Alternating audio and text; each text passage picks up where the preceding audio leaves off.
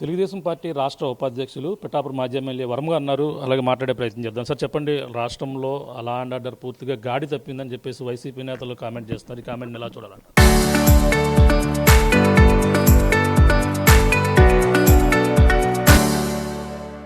ఈ సాయికృష్ణ వ్యవహారంతోనే మొత్తం రచ్చ అవుతున్న పరిస్థితులు ఉన్నాయి, ఎలా చూడాలండి?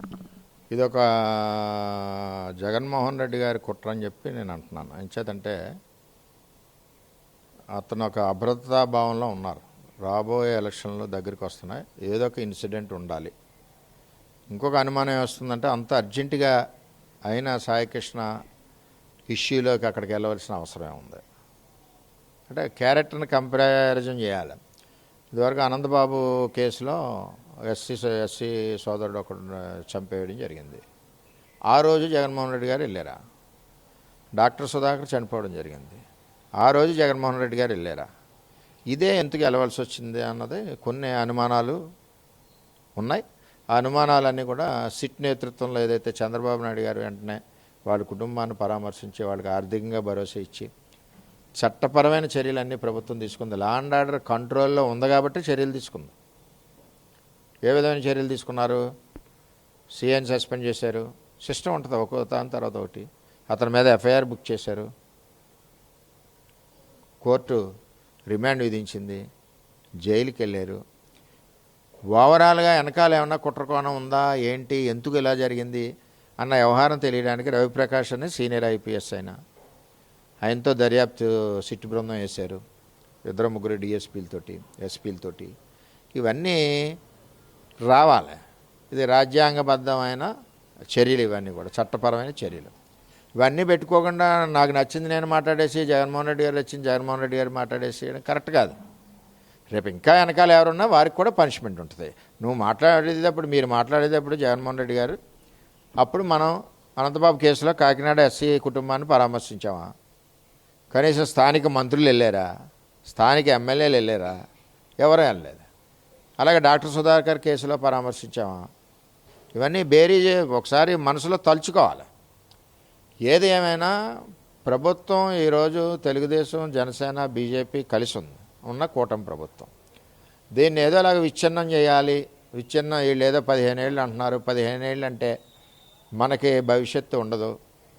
దీన్ని ఏదోలాగా కుట్రపరంగా విచ్ఛిన్నం చేస్తే మనం గద్దెనెక్కచ్చన్న ఒక ఆలోచనతో జరిగే వ్యవహారాలు ఇవన్నీ కూడా అని చెప్పి నేను తెలియజేస్తాను. అంటే సాయికృష్ణ వ్యవహారాన్ని కూడా చూసుకుంటే ఆయన ఒక కాపు కులానికి చెందిన వ్యక్తి అని కూడా చెప్పుకొస్తున్నారు. అలాగే పవన్ కళ్యాణ్ కాపులకు కూడా ఏం చేయడం లేదు ఉప ముఖ్యమంత్రిగా ఉండి కూడా. ఇటువంటి వ్యవహారంతోనే కాపు నాయకులు ఇటీవల సమావేశం కూడా పెట్టుకున్నారు. ఈ వ్యవహారాలన్నీ కూడా చూస్తే ఎలా చూడాలంటే దానికోసమే పెట్టుకున్నారు. కులం ఏంటండి? కులం ఇప్పుడు ఈ రాష్ట్రంలో ఒక ఎమ్మెల్యే అవ్వాలంటే అన్ని కులాలు కావాలి. బీసీ కావాలి, ఎస్సీ కావాలి, ఓసీ కావాలి. ఓసీలో 100 కులాలు, కాపులు ఉన్నారు, బ్రాహ్మణులు ఉన్నారు, రాజులు ఉన్నారు, చౌదరులు ఉన్నారు, ఇన్ని రకాలు ఉన్నాయి. కులం అన్నది బేరీజ్. మనం కులం రేపింది ఎవరు? ఇప్పుడు వైసీపీ వాళ్ళు లేపారు కులం. అసలు ఆ కులం ఎవరిదో తెలియదు. అంటే ఈ కుల రాజకీయాలు అన్నది కరెక్ట్ కాదు. ఈ కులరాజులను లేపడానికి కారణం ఏంటి? స్ప్లిట్ చేయడానికి. ఏదోలాగా ఇందులోంచి స్ప్లిట్ చేసి ఓటింగ్ అని పొందాలన్న దురుద్దేశంతో కులం రేపారు. ప్రజలంతా పిచ్చోళ్ళు ఏం కాదు కదా కులం రేపడానికి. ఈరోజు కులానికి న్యాయం ఎవరు చేశారు? నువ్వు రేపావు కరెక్టే. కాపులకి రిజర్వేషన్ ఇవ్వమన్నా మాట్లాడింది ఎవరు? జగన్మోహన్ రెడ్డి గారు. నేను ఎవరని చెప్పాను. మరి చంద్రబాబు నాయుడు గారి దగ్గరికి వెళ్తే మనం 2014 ముందు పాదయాత్రలో, అది కూడా మా పిఠాపురంలో ఇప్పుడు చెప్పవలసి వస్తుంది, జిల్లా నాయకులు, పార్టీ నాయకులు అందరి సమక్షంలో కాపుల్ని బీసీల్లో చేరుస్తాం, రిజర్వేషన్ కల్పిస్తాం అని చంద్రబాబు నాయుడు గారు మాట ఇచ్చారు.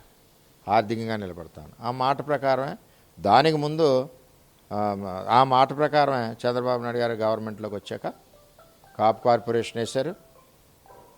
మరి అదేవిధంగా రిజర్వేషన్ పెట్టి అసెంబ్లీలో తీర్మానం చేసి కేంద్ర ప్రభుత్వానికి పంపించారు. కేంద్ర ప్రభుత్వానికి పంపించి సిఫార్సు చేశారు. కేంద్ర ప్రభుత్వం ఏదైతే మరి ఎకనామికల్లీ బ్యాక్వర్డ్ ఇది రిజర్వేషన్ ఇచ్చిందో అందులోంచి 5% కాపులకు ఇచ్చారు. ఇచ్చి దానివల్ల ఎంబీబీఎస్ సీట్లు కానీ, ఇంజనీరింగ్ సీట్లు కానీ మెరిట్లో లబ్ధి పొందింది. విదేశీ విద్య కల్పించారు. అటువంటి దాన్ని మీరు జీవో నెంబర్ 60తో జగన్మోహన్ రెడ్డి గారు ఒక వైట్ పేపర్తో కొట్టాతలు పడేశారు. అంచేత నిజంగా కాపులకి న్యాయం చేసింది ఎవరంటే అది చంద్రబాబు నాయుడు. కార్పొరేషన్ పెట్టి 1000 కోట్లు ఇచ్చి 2 లక్షల యువకులకు ఇచ్చి ఆర్థికంగా నిలబెట్టారు. అంచేత కాపులకి న్యాయం బీసీల్లో ఇవ్వడం కానీ, కాపు కార్పొరేషన్ పెట్టడం కానీ, ఈడబ్ల్యూఎస్ 5% రిజర్వేషన్ పెట్టడం కానీ, దానికి బ్రాండ్ చంద్రబాబు నాయుడు తప్పితే ఎవరికి ఆ విషయంలో అవకాశం లేదు.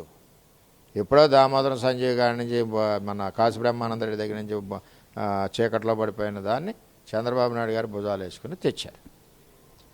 అంచేత ఏంటంటే అదే అక్కసిది ప్రజల మనసులో ఉంది. నువ్వు చేయనన్న వ్యక్తి నువ్వు జగన్మోహన్ రెడ్డి గారు జగ్గంపేటలో చెప్పారు. ఈవేళ చేస్తామని నమ్మకం ఎక్కడ ఉంటుంది? వీటికంటే ముఖ్యంగా వైసీపీ పాలనలో ఏంటంటే ఏ ఇష్యూ కన్నా ఒక దాంట్లో లబ్ధి వస్తుందని ఆలోచిస్తారు. అందులో లబ్ధి కంటే నష్టం ఎక్కువ ఉంటుంది నీకు అక్కడ. అంచేదంటే చట్టపరంగా చర్యలు ప్రభుత్వం తీసుకుంటుంది. లా అండ్ ఆర్డర్ ఫుల్ కంట్రోల్లో ఉంది చంద్రబాబు నాయుడు గారి ఆధ్వర్యంలో. ఆ చర్యలు తీసుకుంది ప్రజలు గమనిస్తున్నారు. సస్పెండ్ చేశారు, రిమాండ్ పెట్టి కేసు ఫైల్ చేసి జైలుకి పంపారు అన్నది ప్రజలు గమనిస్తున్నారు. చట్టం దాని చర్యలు తీసుకుంటే వీళ్ళేంటి మధ్యనని చెప్పి. అంటే ఎవరన్నా చనిపోతే ఆ శవం మీద రాజకీయాలు ఆడడం వాళ్ళకి అలవాటు. దాని మీద ఏదో లబ్ధి పొందాలి, దాని మీద కొన్ని రోజులు ఇష్యూ జరగాలి. ఇప్పుడు రాష్ట్ర డెవలప్మెంట్ అంతా కూడా డైవర్షన్ పక్కకు పోవాలని ఒక దురుద్దేశంతో చేసే కార్యక్రమాలు ఇవి. అంటే గీత గారు కామెంట్ కూడా చేశారు. అంటే గతంలో ఇటీవల నానాజీ గారు మాట్లాడిన మాటలు గతంలో మా తమ్ముడు వర్మ కూడా చేసేవారు, ఇటువంటి కామెంట్లు కూడా చెప్పుకొచ్చారు. ఆ కామెంట్ని ఎలా జరుగుతుంది? అక్కయ్య గారు గీత అక్కయ్య గారు మాట్లాడింది మరి నన్ను కదపద్దని చెప్తాను ఆవిడికి. ఆవిడ నువ్వు ఒకసారి కదిపితే 5 సార్లు మాట్లాడతా అని చెప్తాను. ఆవిడ కదిపింది కాబట్టి చెప్పాలి కదా నేను. ఆవిడికి అదృష్టం కోనసీమ గలగల్లాడే గోదావరి ముందు చక్కటి కొబ్బరి తోటలు ఉన్న కోనసీమలో ఆవిడ పుట్టారు. ఎన్నో జన్మలు పుణ్యం చేసుకున్నారు. అలాగే నా అదృష్టం పంటల పండని ఏరియా, రైతులందరూ ఇబ్బంది పడే ఏరియా.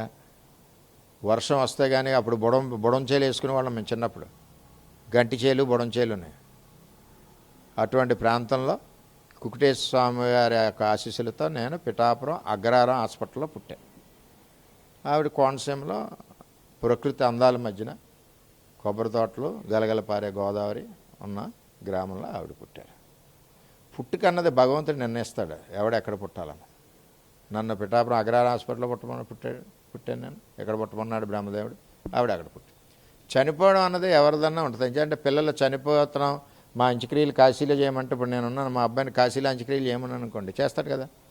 అలాగే ఆవిడ ఇక్కడ కోరుకుంటుంది, చేయొచ్చు, తప్పే ఉంది. అది అంత్యక్రియలు వేరు, జన్మించడం వేరు. జన్మించిన అన్నది భగవత్ నిర్ణయం. ఆ నిర్ణయం ప్రకారం ఆవిడ అక్కడ, నేను పిఠాపురంలో పుట్టాను, ఆవిడ కోనసీమలో పుట్టింది అన్నమాట. వాస్తవం ఉన్న నిజం చెప్తున్నాను, అబద్ధం ఎందుకు చెప్తున్నాను? ఆవిడ తెలియని విషయాలు. మళ్ళీ నేను 2009లో భారీ మెజార్టీ నగ్గాను అంటుంది ఆవిడ. భారీ మెజార్టీ నాకు 4 రోజుల ముందు బీఫామ్ ఇచ్చారు చంద్రబాబు నాయుడు గారు. 4 రోజుల ముందు నేను ఎలక్షన్లో వస్తే నాకు క్రాస్ ఓటింగ్తో నగ్గింది గీత గారు. నేను 950 ఓట్లతో ఓడిపోయాను. ఇంత గాలిలో కూడా పదరామం గారు గీత గారు నిలబడతాయి. 900 ఓట్లతో నేను ఓడిపోయానంటే కులం ఎక్కడుంది? 50 ఓట్లతో నేను నగ్గాను. కులాన్ని ప్రస్తావించకూడదు, సేవా దృక్పథం ఉండాలి. పేదవాడిని ఆదుకుని ఆలోచన ఉండాలి. పేదవాడి గురించి పొద్దున్నుంచి సాయంత్రం వరకు కష్టపడే ఆలోచన ఉండాలి. నేను మరి ఉదయం 7 నుంచి రాత్రి 10 వరకు కష్టపడేవాడిని. నేను ఎమ్మెల్యే ఉన్నప్పుడు కూడా ఈ సర్వీస్ ఎప్పుడైతే ఉంటుందో అక్కడ కులం ఉండదు. కులాలు మాట్లాడడం అన్నది చాలా తప్పు. ఆవిడ కూడా తెలుసుకోవాలి. నేను ఆవిడని సూటుగా అడుగుతున్నాను, కాకినాడ పార్లమెంటు సభ్యురాలిగా పిఠాపురం నియోజకవర్గానికి 5 సంవత్సరాలలో నువ్వు 5 రూపాయలు ఇచ్చావా? ఎలక్షన్ ముందు నెల ముందు వదిలే ఇవ్వలేదు సది కదా మీరు అక్కయ్య గారు. ఎన్నో కాపు భవనాలు కట్టాం. అప్పుడు ప్రజాప్రతినిధి, పార్లమెంట్ అభ్యర్థి ఇద్దరు కూడా మేము 14-19లో అభివృద్ధి చేసిన కాపు కమ్యూనిటీలు ఏమున్నాయో బీసీలకి చేసాం, ఎస్సీలకి చేసాం. మేజర్ కాపు కమ్యూనిటీలు 36ని ఎందుకు ఆపేశారు నిధులు. ముఖ్యంగా పిఠాపురం హెడ్ క్వార్టర్లో కాపులకి నేను ఎకరం 25 సెంట్లు సైట్ ఇచ్చే ఈవేళ 4-5 కోట్ల వాల్యూ. ఆ సైట్ని పట్టాలు వేసేసుకుని మీరు అమ్ముకోవడానికి రెడీ అవుతే తెలుగుదేశం పార్టీ పోరాడితే ఆగిందా లేదా? మీరు మీ ప్రజాప్రతినిధి సమాధానం చెప్పాలి. మీరే మేము మేలు చేసామని చెప్పుకోవడానికి బుర్ర ఉండాలి ఎవరికన్నా చెప్పుకోవడానికి. ఇవాళ చంద్రబాబు నాయకత్వంలో 14-19లో ఈ రాష్ట్ర వ్యాప్తంగా అభివృద్ధి ప్రతి గ్రామంలోనే 80% రోడ్లు వేశారు, ఆడపడుచు కాలికి మట్టి అవ్వకుండా. జగన్మోహన్ రెడ్డి వచ్చాడు, 5 ఏళ్ళు పక్క పడుకున్నాం, 80% వేశారు లోకేష్ గారు మంత్రిగా. ఒక స్వర్ణయుగం. జగన్మోహన్ రెడ్డి వచ్చాడు, రాతి యుగం. మళ్ళీ 24-29 వచ్చింది, కూటమి ప్రభుత్వం వచ్చింది, మళ్ళీ స్వర్ణయుగంలో పాలన జరుగుతుంది. ఇవి అర్థం చేసుకోవాలి. గీత గారు కూడా తెలియక మాట్లాడడం కాదు. 5 ఏళ్ళకి ఒకసారి కనపడి ఈవేళ కనపడితే ఎక్కడ కుదురుతుంది? పిఠాపురంతో నాకు ఇప్పటి నుంచి 94 నుంచి అనుబంధం ఉంది. అప్పుడు ఎన్టీ రామారావు గారు నన్ను పిఠాపురం పంపించారు. అప్పటి నుంచి కూడా పిఠాపురంతో నాకు ముడిపడి ఉంది. నేను అక్కడే చనిపోతాను కూడా, అక్కడే పుడతానని, మళ్ళీ పుడతానంటున్నారు ఆవిడ. ఇప్పుడు బ్రహ్మంగారు పుట్టినట్టు మళ్ళీ పుడతానంటే మరి మనకేం తెలుస్తుంది? పుట్టిన వాళ్ళు ఎలా గుర్తుపడతారు? కొంతమంది రాష్ట్రంలో ఎంతమంది ఆడపిల్లలు పడతారు, ఇందులో వంగగీతని ఎలా తెలుస్తుంది? తెలియదు కదా. ఆ రోజు పంపినప్పుడు, రామారావు పంపినప్పుడు ఈవిడ లాయర్ ప్రాక్టీస్కి వచ్చింది పిఠాపురం. ఆ రోజు స్థానికులు వ్యతిరేకించారు, స్థానికులు పక్కగా వ్యతిరేకించారు. రామారావు గారిని తప్పుదోవలో పెట్టి మాది పిఠాపురం ఉంది ఈవిడ. ప్రజలు రామారావు గారికి కరెక్ట్ కాదండి, ఆవిడది పిఠాపురం కాదు, వెన్న నాగేశ్వరరావు అనుకుంటా. నాగేశ్వరరావు గారిది పిఠాపురం అని చెప్పి టికెట్ ఆయనకి ఇచ్చారు. ఇక్కడ ఇది నేను ఊరు వెళ్తాను, రోజుకి నేను హైదరాబాద్ వెళ్తాను. హైదరాబాద్ నా సొంతూరా, లాయలు ఎంపగా కొడతారు నన్ను వాళ్ళు, అవునా కదా. అయితే వెళ్తాం, వ్యాపారం ఇచ్చి వెళ్ళొచ్చు. ఇప్పుడు లాయర్ ఉంది, ఆవిడ లాయర్ చదువుకుంది, ఆవిడ అమరావతి వెళ్ళొచ్చు, హైదరాబాద్ వెళ్ళొచ్చు, అమలాపురం కోర్టుకి వెళ్ళొచ్చు, పిఠాపురం కోర్టుకి రావచ్చు, ఎక్కడికైనా వెళ్ళొచ్చు. అప్పుడు ఆ ప్రాసెస్లో ఆవిడ వెళ్ళింది. అంతేగాని పుట్టుక అన్నది మీకు ఇంకో మరొకసారి చెప్తున్నాను, భగవంతుడి నిర్ణయం. ఆవిడ నిర్ణయం. భగవంతుడు చక్కటి కొబ్బరి తోటలు గలగల పరే గోదావరి ఉన్న గ్రామాల్లో పుట్టింది ఆవిడ. మాది అగ్రహారం హాస్పిటల్లో పుట్టాం, వెనకబడిన ప్రాంతం. ఈవిడికి ఇంకా నేను అభివృద్ధి చేశానంటుంది కదా ఆవిడ. నేను ఒక ప్రశ్న ఈ జిల్లాలో ఉన్న మొత్తం వైసీపీ నాయకులందరినీ నేను అడుగుతున్నా, జగన్మోహన్ రెడ్డి గారిని. ఎండిపోయి పొలాలకి ప్రజలు కన్నీళ్ళు పెట్టి, భార్య మంగళసూత్రాలు బ్యాంకుల్లో పెట్టి, ఎటు వెళ్ళలేని పరిస్థితి, భార్యను ఎవరన్నా పక్కింటి ఆవిడ పెళ్ళికి వెళ్దామంటే నాకు ఒంట్లో బాగోలేదన్న తప్పితే ఆవిడ మనసులో మెళ్ళో వస్తువు లేదు, నేను వెళ్ళలేను బయటికన్నా పరిస్థితుల్లో రైతాంగం ఉంటే మేము పోరాడి పురుషోత్తపట్నం తెచ్చాం. చంద్రబాబు నాయుడు గారి పాదయాత్రలో రైతుల ఆక్రందనలన్నీ తెలుగుదేశం పార్టీ ఎప్పుడో పోరాడింది. ఏలేరు ఆధునీకరణ 1,00,000 సంతకాలు ఉద్యమం చేసాం. ఆధునీకరణ మెళ్ళ ఉంచి తెచ్చాం రాజశేఖర రెడ్డి. మేము ఉండగా చేసాం. స్లూయిస్లన్నీ కూడా మేము కట్టాం. మేము ఉండగా 75% కంప్లీట్ అయింది. ఈ పురుషోత్తపట్నాన్ని 1,800 కోట్లతో చంద్రబాబు నాయుడు గారు ఇచ్చారు. 2 పంటలు సస్యశ్యామలంగా పండిది. అలాగే ఆధునీకరణ అయ్యింది. పండి ప్రాజెక్ట్ని జగన్మోహన్ రెడ్డి గారికి చెప్పి, మీ ప్రతినిధి ఎంపీగా మీరు ఎందుకు 5 సంవత్సరాలు ఆపేశారు?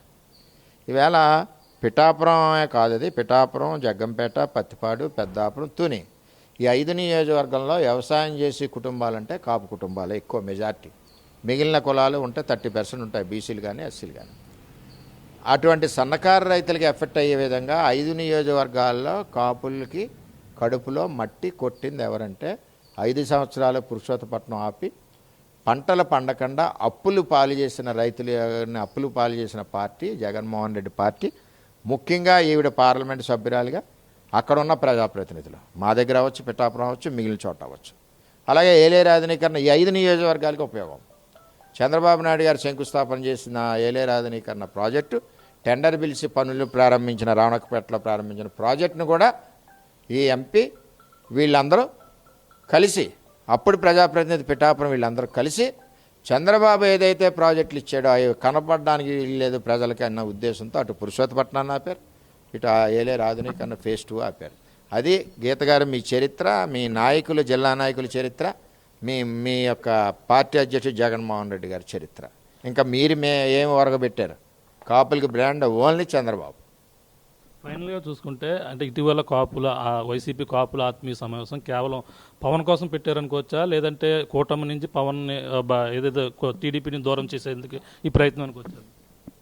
టీడీపీ ఐక్యత ఏదైతే ఉందో, తెలుగుదేశం, జనసేన, బీజేపీ ఐక్యతను విచ్ఛిన్నం చేయాలనే ఒక దురుద్దేశంతో పెట్టారు మీటింగ్ పెట్టడం కూడా తప్పని నేను అన్నాం. ఎవరి పార్టీ వాళ్ళ ఇష్టం. ఆ మాటలను వక్రీకరించిన విధానాలు తప్పు. మీరే మేమేం చేయం కాపులు కానీ ఒప్పుకొని జగ్గంపేటలో కాపులకి పనిచేసిన చంద్రబాబు నాయుడు విమర్శించడం ఏంటి?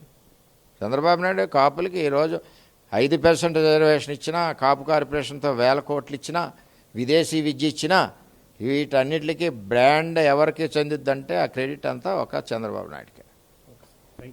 ఇది పరిస్థితి. ప్రస్తుతం రాష్ట్రంలో రాజకీయాలు అంటే 2 ఏళ్ల కూటమి పాలన పూర్తి చేసుకున్న నేపథ్యంలో ఉద్దేశపూర్వకంగా ఇటువంటి అరాచకాలు సృష్టించే విధంగా కూడా వైసీపీ విమర్శలు అయితే చేస్తుందని కూడా చెప్పుకొస్తున్నారు. ఏదైతే సాయి కృష్ణ వ్యవహారాన్ని కావచ్చు, ఈ విధంగా ఏదో ఒక లేస్తేనే కానీ రాజకీయాలు చేయడానికి వైసీపీ ముందుకు రాదంటూ కూడా ఈ వ్యవహారంపై కూడా ఆయన అయితే ఆరోపణలు చేస్తున్నటువంటి పరిస్థితి. ఏదేమైనా కాపులకి న్యాయం చేసినటువంటి నాయకుడు ఎవరన్నారంటే కేవలం చంద్రబాబు నాయుడే అంటూ కూడా, అలాగే ఇప్పుడు ఏదైతే గతంలో పిఠాపురంలో జరిగినటువంటి అభివృద్ధి కావచ్చు, అలాగే పిఠాపురం రైతాంగానికి ఆ గతంలో వైసీపీ నాయకులే ఆ యొక్క ఎలేరు పురుషోత్తపట్నం ఈ యొక్క ఆధునీకరణ పనులను కూడా అడ్డుకున్న పరిస్థితి అప్పట్లో వైసీపీ నాయకులే. గత ఎంపీగా ఉన్నటువంటి గీత కావచ్చు, అలాగే అప్పుడు ఉన్నటువంటి ప్రజాప్రతినిధులు కావచ్చు, రైతాంగానికి అన్యాయం చేసింది వారే అంటూ కూడా వైసీపీ ప్రభుత్వం అంటూ ఈ విధంగా వైసీపీ నాయకులు అయితే ఇటువంటి ప్రచారాలు చేస్తూ ఇటువంటి పరిస్థితులు అయితే చేస్తున్నారు. ఏదేమైనా అలాగే కాపులను ఆదుకున్నటువంటి ఏకైక నాయకుడు చంద్రబాబు నాయుడే అంటూ కూడా, అలాగే పిఠాపురం మాజీ ఎమ్మెల్యే, అలాగే టీడీపీ రాష్ట్ర ఉపాధ్యక్షులు ఎవరైతే ఉన్నారో